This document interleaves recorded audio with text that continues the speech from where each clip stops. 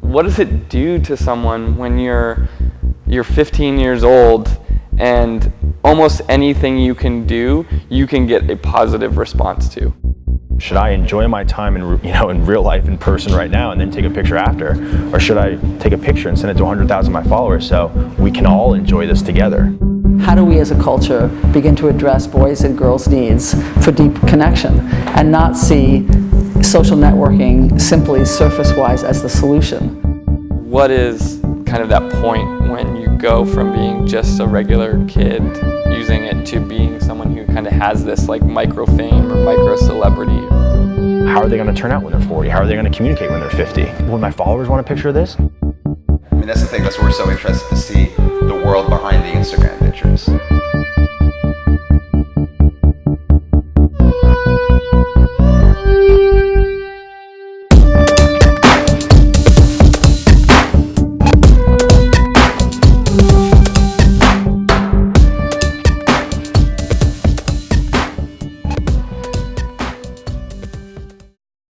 So, I mean, you know some of the backstory of what we're doing, right?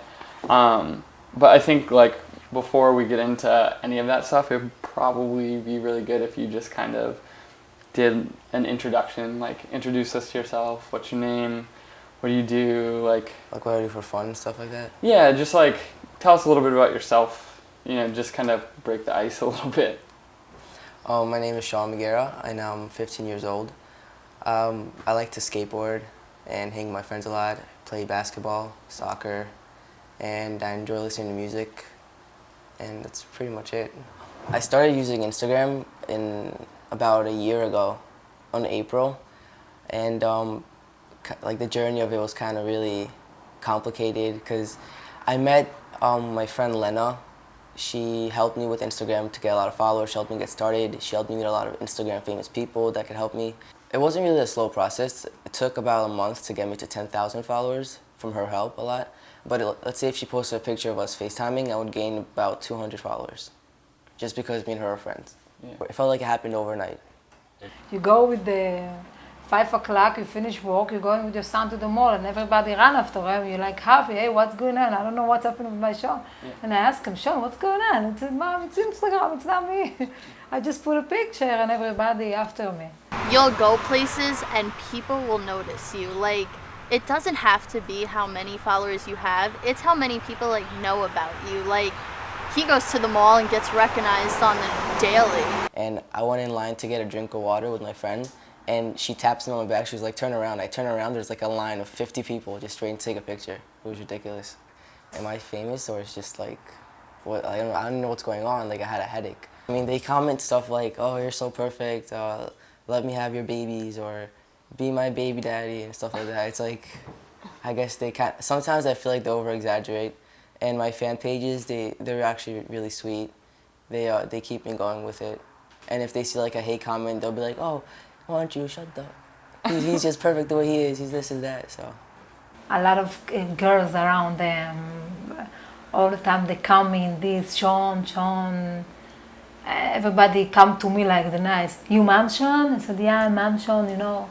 It's like something that we never think about this, you know. It's coming because they Instagram. I'm still the same person I've always been. It doesn't really change your attitude. And if it does, then you have to reevaluate your life because it's just an app.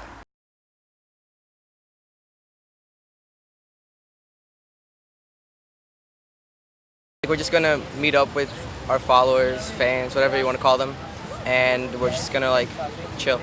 My guess is with these kids that experience a lot of fame from it is that it's a very strong high, you know, because you're getting a lot of attention, and but that it's not actually fulfilling what they deeply need and want in terms of this kind of human connection. I think that we're going to start moving at looking at these kinds of micro celebrities. These people that started out as internet famous, I think will become more and more famous in the realm of mainstream culture. It's like when you're younger, everyone asks you, what do you want to be when you grow up? And like you respond, famous. At the water cooler, what we talk about is, sure, we talk about, you know, sports, and we talk about celebrities, and we talk about these people that are on on TV and movies, but TV and movies now is only part of the equation. You know, now there's Instagram, now there's Facebook, now there's Twitter, now there's Vine, all these different platforms that I think younger generations are going to talk about at the water cooler. Like, did you see, you know, XYZ's Vine last night? It's a new kind of celebrity landscape, right? Because they can also reply back to you. They can talk to you in a comment. They can communicate with you in a way that crushes. When I was growing up, I had a crush on the New Kids on the Block,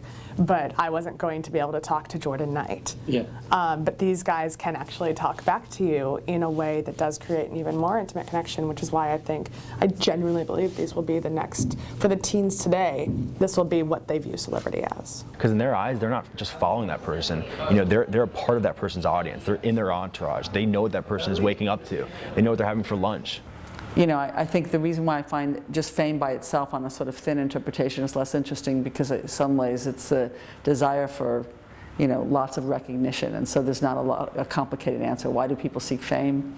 Because it gives you a kind of recognition and kind of power, and that obviously feels good. I remember one time I didn't post a picture for like 3 days because I was not in the mood, and they kept commenting, "Where are you? Where are you? We miss you." When you get 100 likes on an Instagram photo, even if you're not one of these little celebrities, you feel happy about that.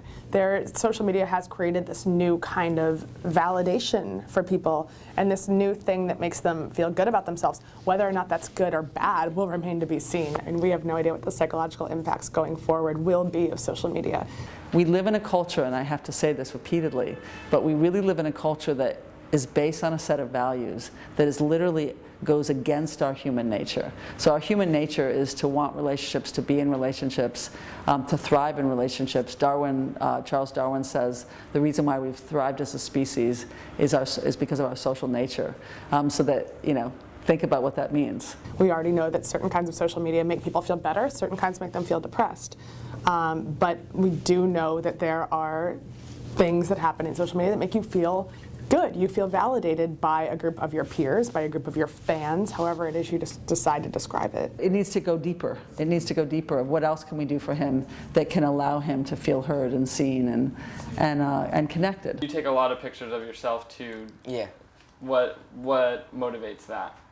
The amount of likes, and I guess they want it. I think being a teenager is a dangerously narcissistic time, because I think that you're also trying to figure out your self-esteem generally, figuring out who you are. And so I think that narcissism comes in the fact that teenagers seek validation even more than adults. James Franco came out with an editorial in the New York Times about a month ago saying that if he went across an account and they didn't have any selfies, he didn't like that because he felt like he couldn't trust that person. He didn't know who that person was. Yeah. So I think it's almost changed from narcissism to almost an expected narcissism online, where like you have to take a selfie every once in a while. You have to show your audience who you are. Well, you know, I mean, because in some sense the focus on the self, I mean, the narcissism is so encouraged in the culture, so it's not so surprising. But what we think we're going to find in a culture obsessed with the self, obsessed with autonomy, independence, self-sufficiency, and diminishing of relationships, is we're going to ultimately find isolation and loneliness. And clearly they posed, and that was the 30th take of that picture. But people like that. They want to see that content. You know, they get the most likes out of those. They get the most content generated out of that. Yeah. So is that really narcissism if people are encouraging it? Is it really and people expect it? But again, if that fame was embedded, I mean, it's nice for people to get fame in the sense that they're getting recognition for good work. But if that fame is embedded in a close-knit community, where you're having a lot of the experience of what I call thick love in your homes and in your workplace, etc., then the crash wouldn't be as devastating. It simply wouldn't be as devastating.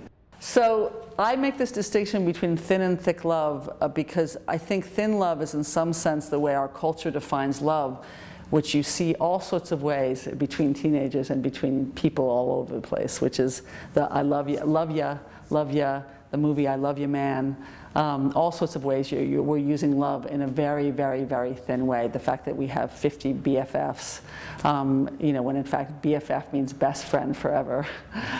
You can't have 50 BFFs. Whereas thick love is really about being in a mutual relationship in which you're both being listened to, you both feel heard, you both have deep trust between you, you're able to express your vulnerability with each other and trust the other person won't mock you. And that's, you know, when someone listens to you and you get to share opinions on things, that actually fosters a sense of thick love.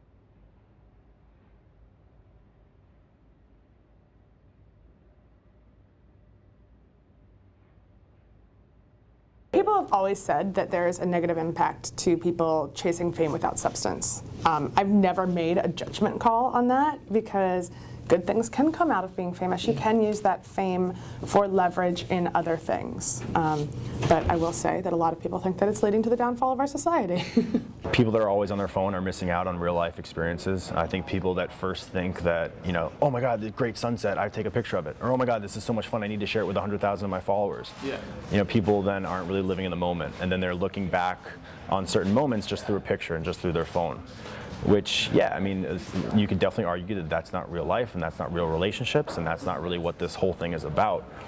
But, you know, if people are choosing that, then they're choosing that. What I really want young people to focus on is how to find good and quality, mutual, trusting and loving relationships.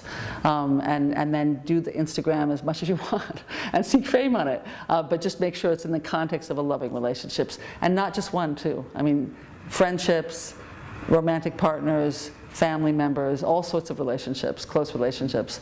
And then you can go off and do your Instagram and get fame doing Instagram. If tomorrow, like, all of Instagram, like, died and disappeared and there was nothing like that anymore, how would you feel? I think I would feel the same as I feel now. Just go on with my life.